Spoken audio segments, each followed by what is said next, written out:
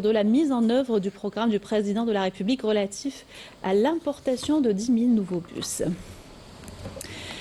Dans l'actualité, l'Union internationale des chemins de fer salue l'inauguration de la ligne ferroviaire Belchart-Tindouf-Garage-Bilet, une ligne de 950 km desservant le sud-ouest de l'Algérie, notamment la mine de Garage-Bilet.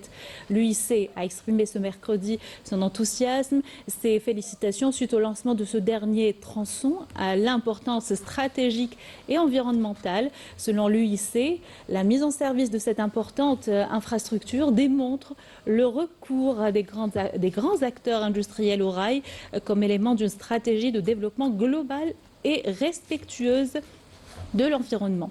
L'UIC a ajouté que le rythme rapide qu'a connu le projet met une nouvelle fois en évidence ce qu'il est possible de réaliser lorsque l'ensemble des parties prenantes travaillent efficacement ensemble autour d'une vision commune, remerciant également l'Agence nationale algérienne des études est suivie de la réalisation des investissements ferroviaires, membre d'ailleurs de l'UIC. L'Union souligne que ce projet place l'Algérie comme acteur majeur du rail en Afrique du Nord et en Afrique en général.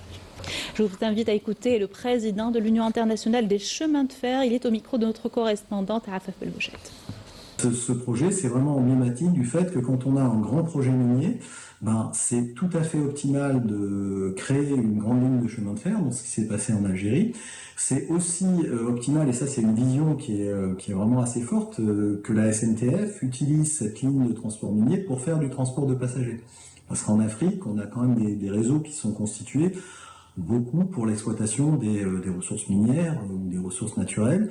Et donc utiliser déjà du chemin de fer plutôt que des camions, c'est bien, c'est vertueux, et ça permet aussi le transport de passagers. Donc on est vraiment très heureux et on supporte beaucoup ce type de projet. Donc je pense qu'effectivement utiliser cette opportunité minière pour désenclaver un certain nombre de villes le long de la ligne, même si la densité n'est pas très forte, je pense que c'est une très bonne idée. Et évidemment, c'est la ligne minière qui va payer pour la ligne de passagers. Donc d'utiliser la rentabilité de l'exploitation minière pour faire du passager au moindre coût.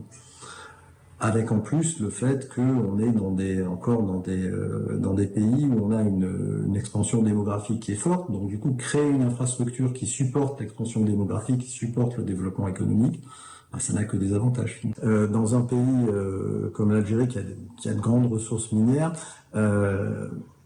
et ça c'est une chose qui est valable finalement depuis la création des chemins de fer, étant donné que c'est un transport massif, c'est-à-dire que c'est très adapté au transport de minerais, on a une rentabilité immédiate, immédiate, ou au moins avérée, pour des chemins de fer miniers. Donc de ce point de vue-là, c'est effectivement un peu un modèle de vision, c'est-à-dire que on crée une exploitation minière, on crée également le chemin de fer qui va avec. Je trouve que ce qui est intéressant, c'est que vous avez vraiment fait les deux, avec une vision de planification qui, à mon avis, est quelque chose qui doit être dupliqué, vraiment utilisé pour développer la connectivité au niveau africain. Enfin, je reprendrai la même idée. Ce qui est intéressant ici, c'est un peu la vision d'aménagement du territoire. C'est-à-dire on a évidemment des projets de grandes lignes minières, notamment en Australie, par exemple. Vous savez, par exemple, de l'exploitation de charbon, donc il y a des lignes extrêmement modernes qui rapatrient donc le charbon des grandes exploitations vers les ports. Mais on n'a pas vraiment de vision d'installer une connectivité ferroviaire avec ces lignes. C'est vraiment une vision purement d'exploitation.